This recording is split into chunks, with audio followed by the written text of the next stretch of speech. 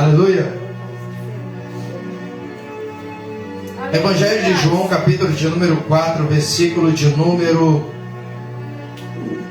21 ao 24.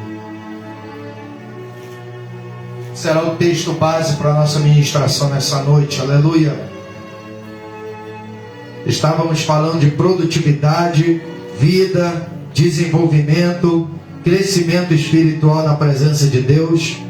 E tudo isso é abordado nesse diálogo de Jesus com esta mulher samaritana, cujo nome é anônimo, porque não era o nome dela que tinha alguma relevância, mas o que ela passaria a fazer a partir desse encontro pessoal com Cristo.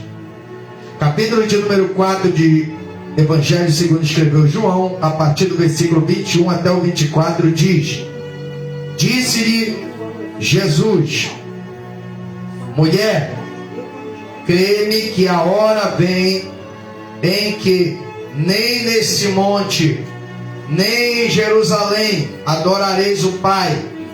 Vós adorais o que não sabeis. Nós adoramos o que sabemos, porque a salvação vem dos judeus.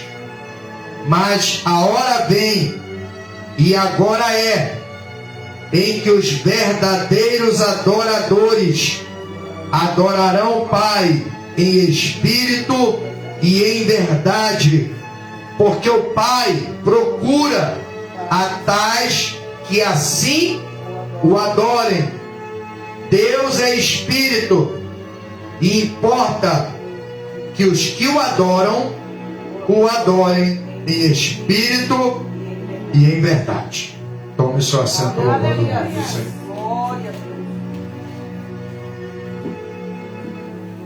Aleluia.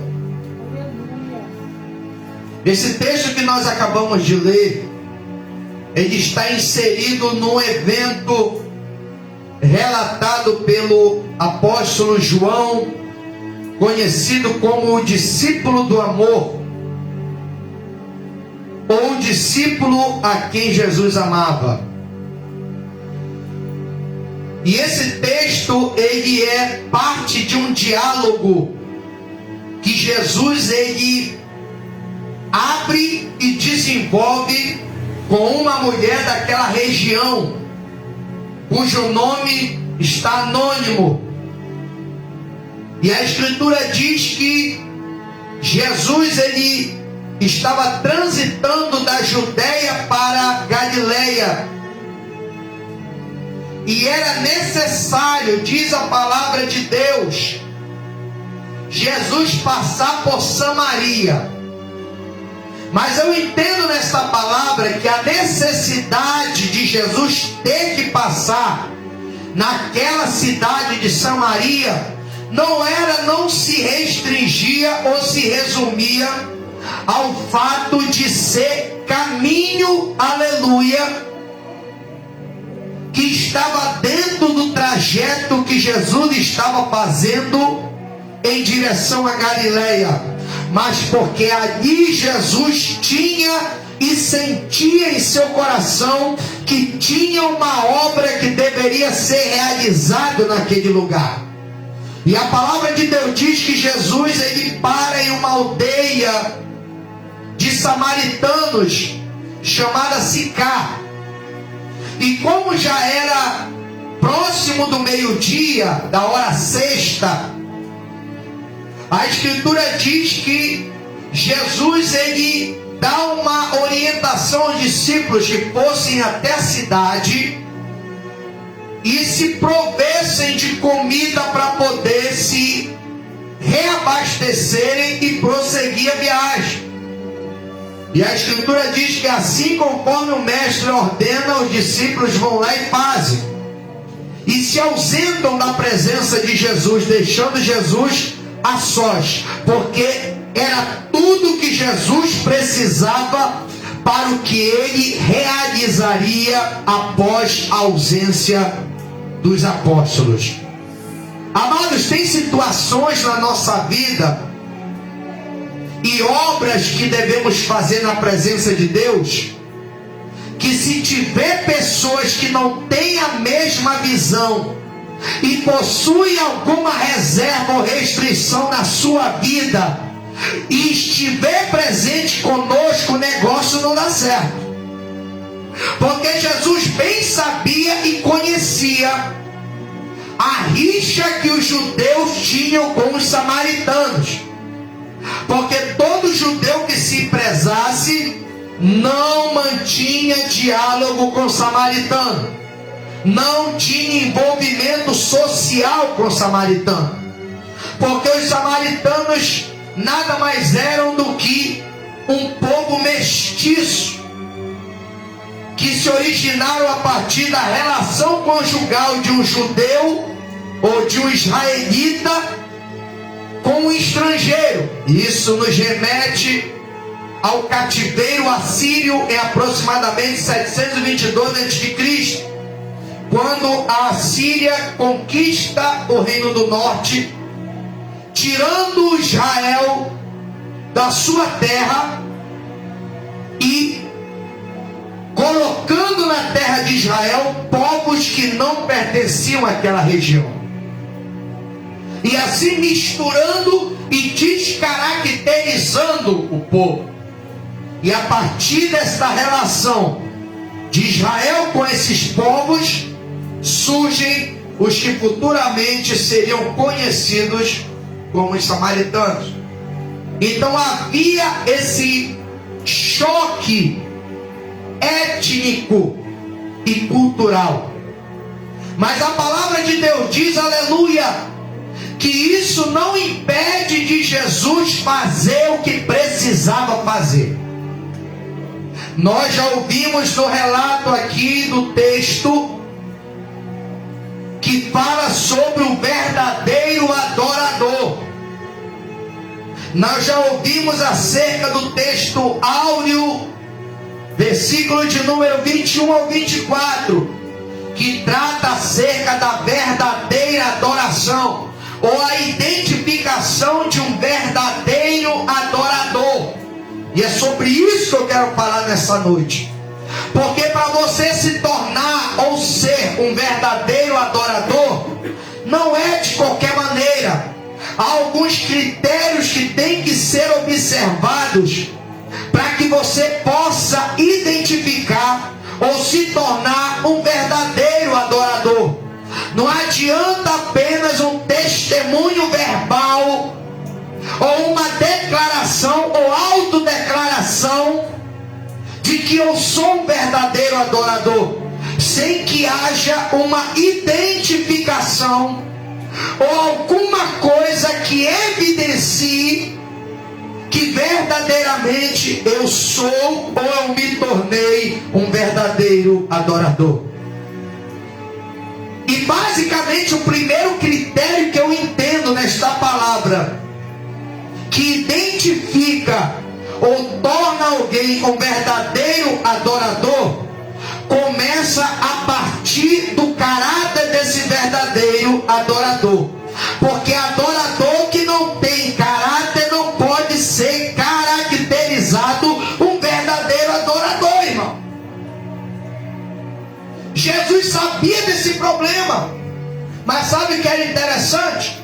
Jesus não deixa uma barreira étnica impedir um contato pessoal com aquele ou aquela que precisava ser alcançada pela salvação prometida por Deus nas Escrituras.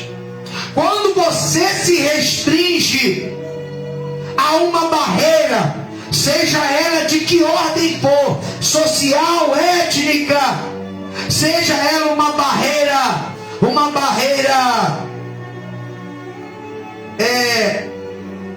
social ou cultural ou religiosa, seja ela de que natureza for, você automaticamente está se desqualificando.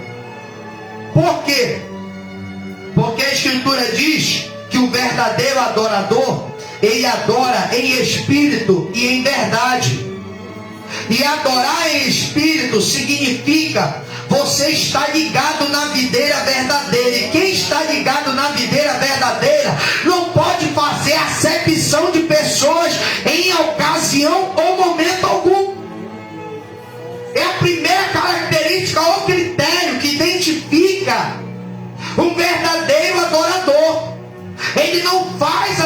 eleição, porque ele entende que a salvação de Deus e as promessas da palavra de Deus, elas são de cunho universal. Ela não se restringe a uma etnia, ela não se restringe a uma nação, ela não se restringe a uma classe, ela não se restringe a um povo. A palavra de Deus diz que a promessa do derramamento do Espírito, a promessa da salvação, do novo nascimento, que é a doutrina da regeneração, e a promessa, aleluia, da segunda vinda de Cristo, do arrebatamento, não se restringe a uma classe social, mas aquele que está ligado na videira verdadeira. Sabe o que eu acho interessante aqui no capítulo de número 3 de Efésios? Paulo aborda esse assunto com mais propriedade, dizendo que outrora éramos estrangeiros, outrora éramos estranhos, mas quando Cristo, pelo seu sacrifício, derribou a parede da inimizade que separava o pecador da presença de Deus, o estrangeiro do judeu, a Escritura diz que quando ele derriba esta parede pelo seu sacrifício, já não tem relevância você ser judeu, você ser gentil, você ser de Israel, você não ser de Israel. O que tem relevância é você ser um só em Cristo Jesus. Cristo faz dos dois povos, judeus e estrangeiros, um só em sua pessoa. Então eu não posso ser considerado um verdadeiro adorador fazendo acepção de pessoas, como se apenas uma categoria fosse privilegiada. Na verdadeira adoração não existe privilégios. O que existe, aleluia, é cada um com a sua disposição de servir a Deus. Porque caso você não saiba, adorar significa prestar serviço a uma divindade, que no nosso caso é Deus. Então, para que eu seja um verdadeiro adorador, eu tenho que estar a serviço de Deus. Jesus poderia estar fazendo outra qualquer coisa no momento que ele estava passando por Samaria, mas Jesus, por onde ele passava, ele tinha um propósito: ganhar alguém para o reino de Deus. Era trabalhar incansavelmente para a glória do Pai. O verdadeiro adorador, ele não faz acepção. O verdadeiro adorador sempre está a serviço de Deus. Aonde ele estiver, ele é um verdadeiro adorador. Aonde ele estiver, aleluia, ele pode cantar, ele pode pregar, ele pode evangelizar, ele pode ensinar, ele pode instruir, porque nada disso está restrito a uma denominação ou a quatro paredes. A palavra de Deus diz que o verdadeiro adorador adora o Pai em espírito. Isso quer dizer, não há limite geográfico para servir a Deus. Os vossos pais disseram que vocês que têm que adorar no monte de Samaria, os judeus dizem que é em Jerusalém. Pois em verdade eu te digo que vai chegar o tempo que nem nesse monte e nem em Jerusalém adorareis o Pai, porque vocês adoram o que não sabem. Nós adoramos o que sabemos, porque a salvação vem dos judeus. Não tem limite para adorar. Aonde você estiver, você tem que estar preparado. Tem gente que deixa para se preparar só quando vem para dentro das quatro paredes.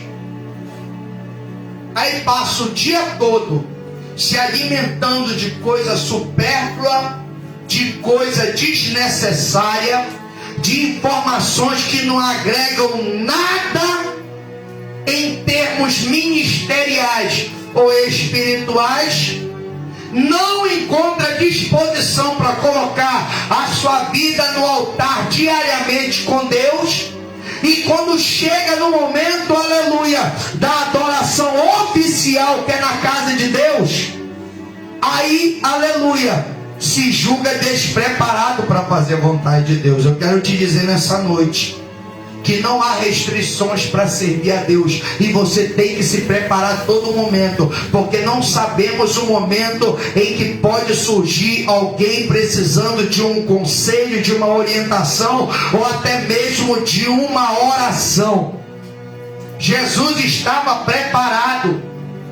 Jesus, quando chega naquele lugar, ele não chega de forma aleatória, ele chega com um propósito objetivo. Ele sabia que naquele horário ia aparecer alguém naquele lugar, e apareceu justamente esta mulher, cuja fama não era boa na cidade, porque não parava com ninguém, e isso naquela época era uma infâmia muito grande. Mas a palavra de Deus diz que isso também não atrapalha Jesus de entrar em contato com essa mulher, porque o verdadeiro adorador, além de não fazer acepção, ele não se deixa seduzir pelos preconceitos.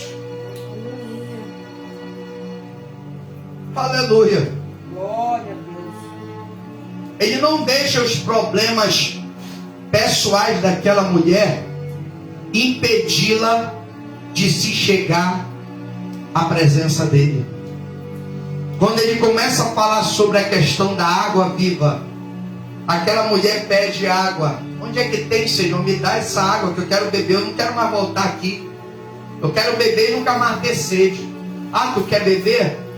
Nunca mais quer ter sede? Então chama cá o teu marido. Aí ela responde: eu não tenho marido, Senhor. É interessante que ela não fala toda a vida dela, só fala uma parte, né, irmão? Eu não tenho marido, Senhor. Aí Jesus vai lá e revela toda a vida dela. Disserte bem, não tem marido, porque já tiveste 5, e esse que está contigo não é teu. Ah, aleluia. Complicado, né, irmão? Tu já tiveste 5, e esse que está contigo agora não é teu. A mulher já estava tão desiludida que nem casar ela casava mais, só se juntava e acabou. Porque já sabia que uma hora ia dar errado, ia ficar mais fácil, menos burocrático. Mas sabe o que eu acho interessante? Mesmo diante de tudo isso, Jesus não rebaixa aquela mulher.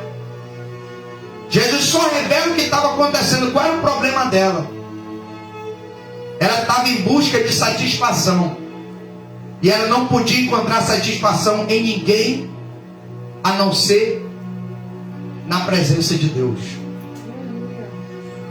Um verdadeiro adorador,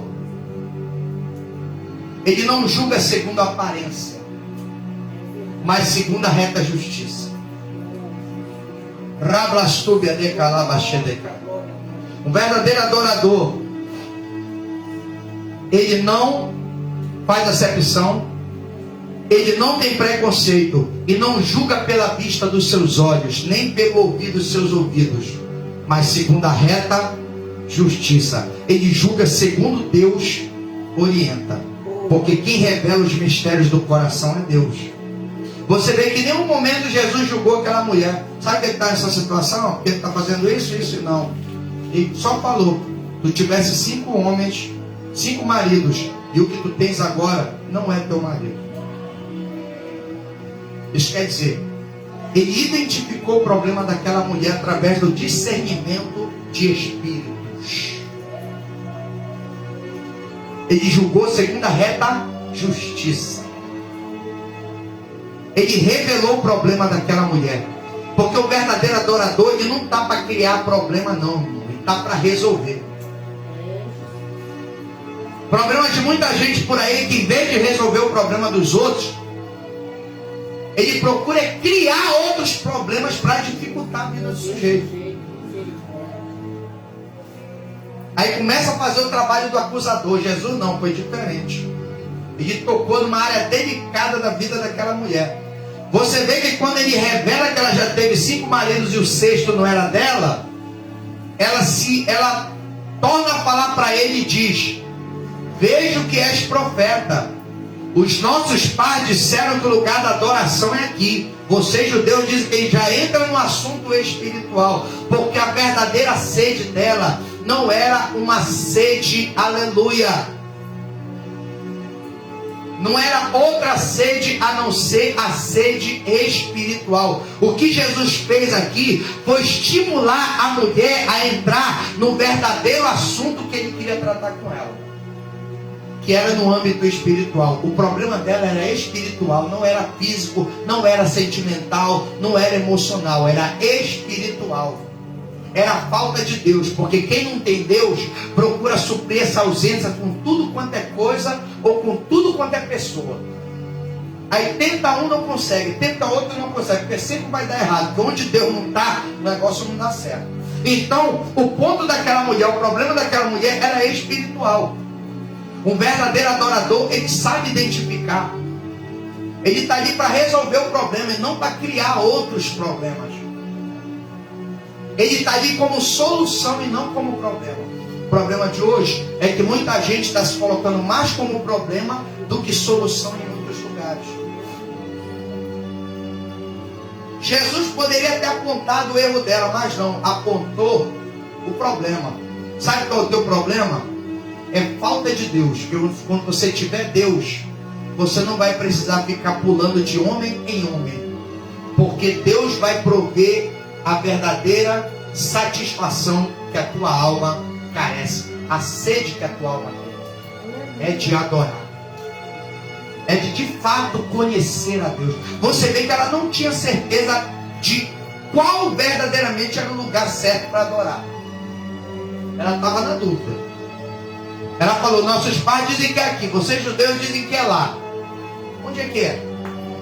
Aí Jesus falou: vai chegar o tempo que nem aqui e nem lá. Aonde você estiver, o Pai vai estar contigo e você vai adorá-lo em espírito e em verdade. Porque o verdadeiro adorador, ele está para suprir. O verdadeiro adorador, ele promove aliança. O verdadeiro adorador, ele não está para dividir, ele está para somar e para multiplicar.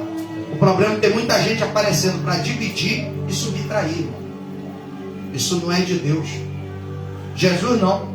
Jesus ensinou aquela mulher que não tem lugar para adorar.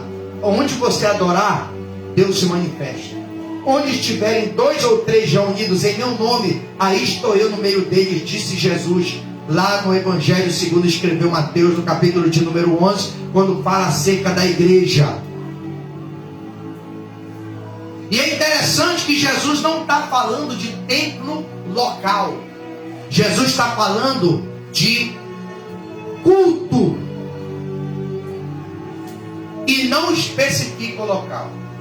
Ele diz: onde estiver. Já era um vislumbre do que ele falaria com esta mulher. Nem nesse monte e nem em Jerusalém. Aonde você se reunir para adorar, ali Deus vai se manifestar. O verdadeiro adorador, ele não só é crente em uma igreja local, mas aonde ele estiver, a graça e a presença de Deus tem que estar. Glória a Deus, aleluia. Se você estiver no seu trabalho, a graça de Deus vai estar lá. Se você estiver dentro da tua casa, a graça de Deus vai estar lá. Se você estiver na rua, irmão, a graça de Deus vai estar te acompanhando, passo a passo. Porque um verdadeiro adorador, ele não se restringe a limites geográficos. O verdadeiro adorador, ele está pronto para adorar aonde e quando precisar. Por que em verdade, irmão?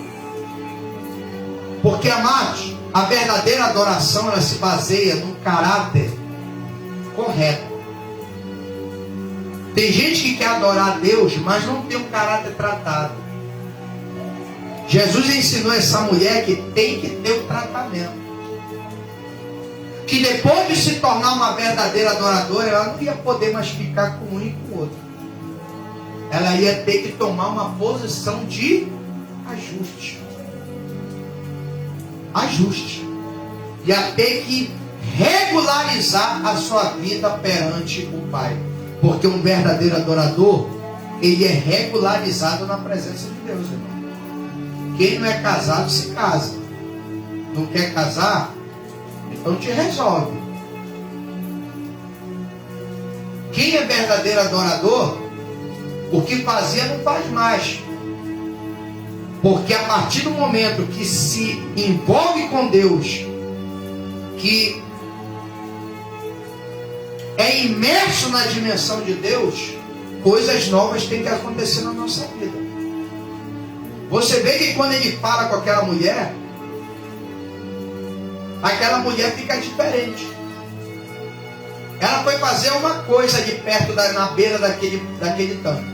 O que ela foi fazer? Foi buscar água. Para quê? Para realizar os seus afazeres domésticos, o almoço, creio eu. Dali para frente, aquela mulher foi fazer o quê? Depois que entendeu que aquele com quem ela falava é o próprio Cristo, o Messias, que eles, os samaritanos, também esperavam.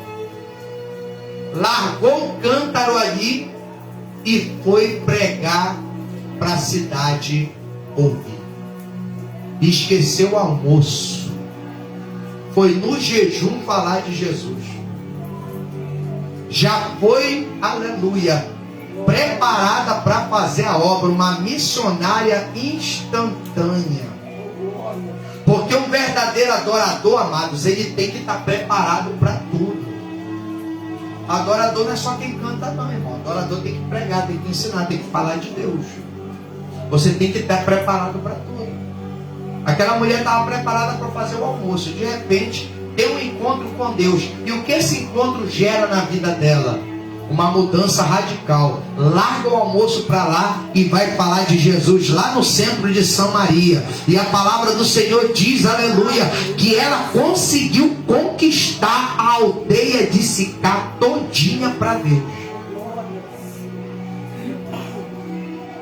Porque um verdadeiro adorador, irmão, tem que reagir diferente do que está acostumado quando não tinha Deus.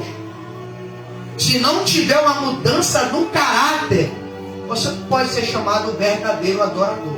Porque quem é verdadeiro adorador tem mudança na sua vida. As suas preferências são outras. As suas prioridades são outras.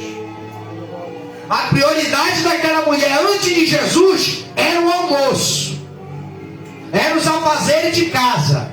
As suas prioridades depois do encontro com Deus se tornou a obra. Largou tudo e foi falar de Jesus. Você vai confirmar isso depois a partir do versículo de número 34. Os discípulos viram falando com a mulher saiu para evangelizar e ficou sozinho. Ninguém se atreveu a perguntar nada. No versículo 34, eles perguntam se ele estava com fome.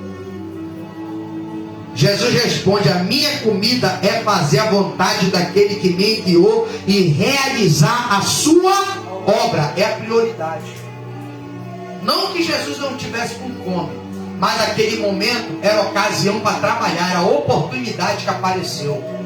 Então não deixa passar a oportunidade, porque quem é verdadeiro adorador não perde tempo nem oportunidade. Glória a Deus, aleluia. Não dizeis vós que ainda há 4 meses até que venha a ceifa? Eis que eu vos digo: levantai os vossos olhos e vede as terras que já estão brancas para a ceifa. Jesus está falando nessa noite: levanta os teus olhos e vê. Para de ficar olhando para a terra. Quem olha para a terra, olha para os seus interesses, para os seus problemas. Quem é verdadeiro adorador, coloca o reino de Deus e a sua justiça em primeiro lugar, e todas as coisas que precisa será acrescentada. Aleluia. O verdadeiro adorador tem prioridades ajustadas com a vontade de Deus. Então, para me ser reconhecido como tal, eu tenho que colocar Deus em primeiro lugar na minha vida. Eu termino de trabalhar às 6:30 da tarde. Começo a partir das 8:30 da manhã. Teria todo o direito de entrar no meu quarto e descansar. Mas eu estou aqui dirigindo culto, cantando e pregando. Sabe por quê, irmão? Porque eu sinto uma cobrança. Eu sinto uma voz que fala no meu coração: tu tens uma obra para fazer e o tempo está próximo. O verdadeiro adorador, ele sente essa cobrança. Ele não se conforma. O dia que você conformar-se, acabou a tua vida. Porque você vai automaticamente, além de se conformar, ou seja, tomar forma, você vai se acomodar. E Paulo declarou aos Romanos, no capítulo 12, versículos 1 e 2: rogo-vos, pois, irmãos, você vê que é uma expressão de quem está implorando. Como quem diz assim: eu vos imploro, irmãos, pela misericórdia de Deus, que apresenteis o vosso corpo em sacrifício. Sacrifício é algo que te custa. Imagina comigo, irmão, no pino do meio-dia, aquele sol. A mulher larga tudo e vai falar de Deus lá no meio da aldeia. Esqueceu a comida, esqueceu tudo em casa. E vai debaixo do sol evangelizar. É sacrifício, irmão. E sacrifício é uma coisa que, além de te custar, é uma coisa que muita gente não está disposto a fazer. Enquanto você fizer só o que todo mundo está disposto a fazer, nada de diferente vai acontecer na tua vida. Mas quando você fizer o que ninguém está disposto a fazer, isso é sacrifício. Aí coisas novas vão começar a acontecer na tua vida. Porque ninguém está disposto a pregar para 3, para 5, para 1. Só quer pregar para a multidão. Só quer ir para lugar cheio, lotado. Em tempo de chuva não quer sair de casa. E assim vai. São coisas que a gente vai analisando, que se você levar em consideração o que é ser um verdadeiro adorador, você vai ver que há muitos outros critérios além desses. Mas esses aqui expostos são os principais. Porque só através desse tipo de atitude, como a de Jesus, é que você pode chegar a um patamar superior no reino de Deus. Aí quando Deus começa a exaltar, quem é acomodado fica empurrado, bicudo e invejando quem está crescendo. Está crescendo por quê? Porque está semeando, irmão. Quem semeia, colhe.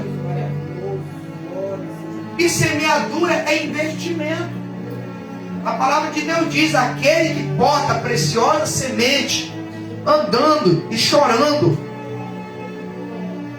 certamente voltará com alegria e trazendo consigo os seus molhos.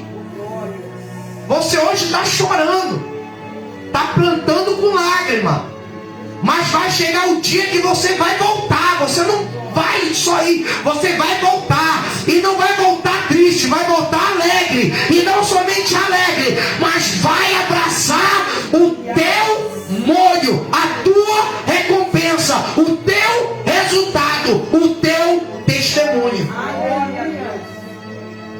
Isso só acontece com quem faz. Verdadeiro adorador, ele não só fala, ele faz. Primeiro trabalha, depois ele fala. Eu não posso falar nada aqui se eu não tiver trabalho. E evangelho é isso. Lucas declara que ele teve por preocupação maior se informar das coisas que Jesus não somente fez, mas também ensinou. O fazer sempre virá antes do falar. O verdadeiro adorador, ele primeiro faz, depois ele ensina. Amém, amados? Então que nós possamos abraçar esses critérios para nós, para que verdadeiramente façamos a diferença. Se a nossa vida não der certo, a culpa não é de Deus, a culpa não é do pastor, a culpa não é do irmão do lado, a culpa é minha porque eu não investi da forma como eu deveria investir. Amém? Porque quem faz o que Deus manda, o resultado é crescimento. Porque aos tais o Pai procura. E quando Deus encontra, nunca mais desencontra. É o que Ele está procurando aqui hoje. Alguém que faça, alguém que seja, alguém que se disponha a adorá-lo em espírito e em verdade. Amém, amados? Vamos nos colocar de pé em nome do Senhor Jesus. Deus, eu quero te agradecer nesta noite por tudo que tu já fizeste neste lugar.